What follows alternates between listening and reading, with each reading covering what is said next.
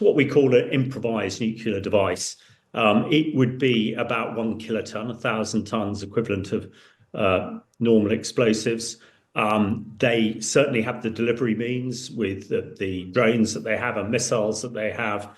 And as they won't need to enrich the plutonium, they would, I'm sure, have what's called a gun trigger mechanism that would turn the plutonium into an explosive element. So, yeah, I'm sure it is well within their capabilities to be able to do that. And it is certainly something that the Russians will look at very closely. Well, I imagine they would. Also, Trump will take note, because the last thing we want is more nuclear proliferation, and any sort of nuclear strike in Europe, be it from the Ukrainians or the Russians, will definitely escalate. No, it's very interesting, and actually, this theme has been buzzing around now for a few weeks. I think Zelensky mentioned it at the European summit a couple of weeks ago. But I think it shows how desperate the Ukrainians are, and how really concerned with Trump coming into the White House in January.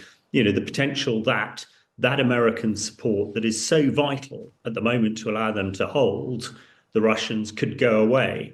But if we look at it practically, could they do it? Well, back in 1996, they had about 1,500 nuclear warheads as part of, the Soviet Union, which is about 4 or 5 times more than Britain has today.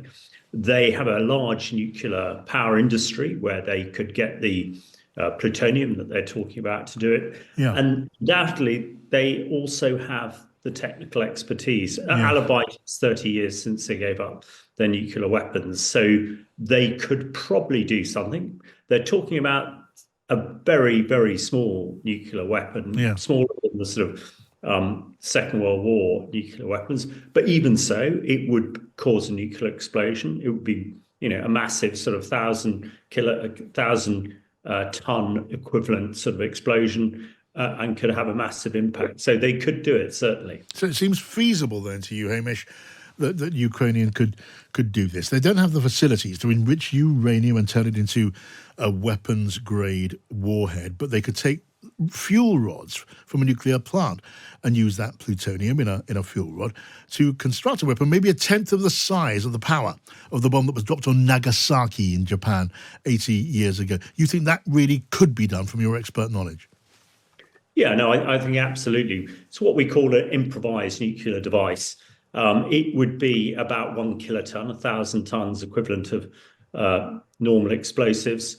They certainly have the delivery means with the drones that they have and missiles that they have.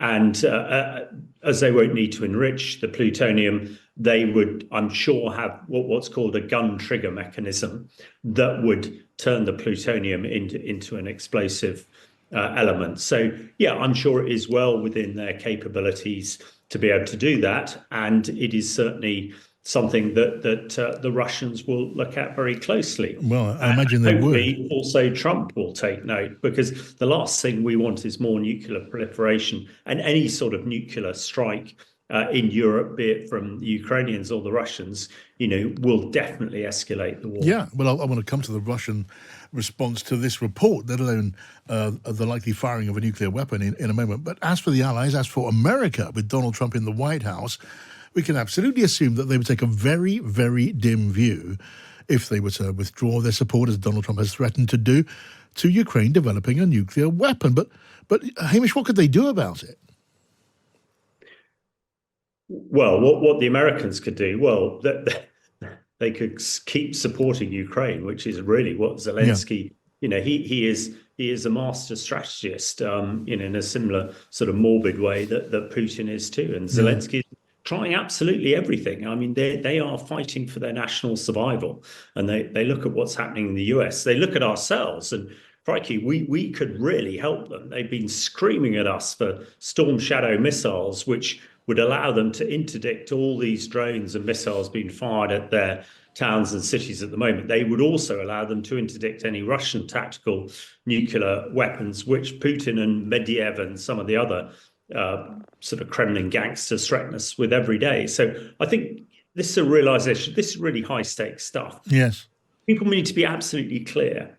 If Ukraine does not prevail, if Putin prevails, if Putin is in Kyiv this time next year, we will be at war. We, Britain, will be at war with Putin in Europe. So we should support Zelensky in everything. He should not need to be going into his back cupboard and making up some improvised homemade nuclear device to try and save his country. We should be ensuring that he can prevail so he can get to that ceasefire that Trump is talking about, on the front foot, and not have to trade off his country just because Trump and his guys want to retract into the US. So this is a high stakes piece by Zelensky. I think he's right to try absolutely everything to get the wherewithal from the UK, from France, and most particularly the US to keep supplying the weapons that are so vital to allow Ukraine to hang on and prevail against the illegal Russian invasion. Right. So if the then President Trump followed through on the threat to withdraw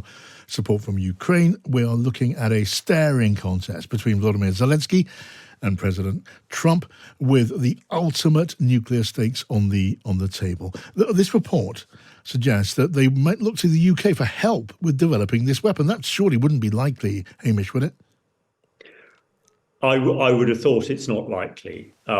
With this new pact developing between Britain and France, if US does withdraw, it is our nuclear weapons which hopefully will provide the status quo in Europe.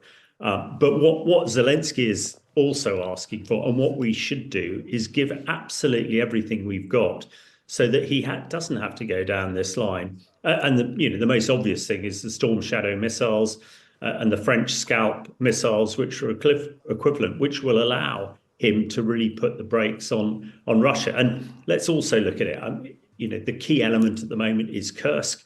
The Russians are putting 50,000 troops in there. They're losing 2,000 troops a day, including all those North Koreans. So if Ukraine can hang on, and if Kursk counterattack from Russia fails, yes, then when it comes to this so-called ceasefire that Trump is going to enforce on Zelensky, he will be in a much better position.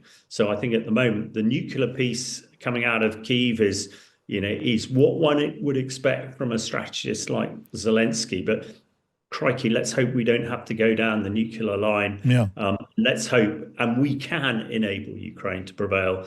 We just need Starmer and Macron to get on with it and give particularly the missiles that Ukraine needs, so we don't go down this line. And that plainly is what the Ukrainian leadership wants. Now, just lastly on Putin, it almost goes without saying that was such a weapon to be used, Russia would strike back in kind. They would strike back with nuclear weapons. But even if they believed that such a weapon was in development, they would launch, wouldn't they, preemptive strikes, maybe using, nuclear weapons, battlefield nuclear weapons in that case too. Well, that would be the obvious solution, and that's what Putin wants us to think. I personally believe that Putin's tactical nuclear arsenal is unusable. Just one example would be, Putin's tactical nuclear arsenal is either a missile on an Iskander launcher or a missile from one of his jets. Now, it will take him some time to get those missiles and jets ready. It is pretty clear that British and American intelligence, NATO intelligence, is all over this and know exactly what's going on. So I cannot believe that the UK and the US and France would stand by and allow Putin to fire a tactical nuclear weapon at Ukraine in advance of anything Ukraine might do. Right. Let's face it, we've been knocking down Iranian missiles fired at Israel all year long. So why on earth wouldn't we do the same for a Russian nuclear missile fired at Ukraine? All right.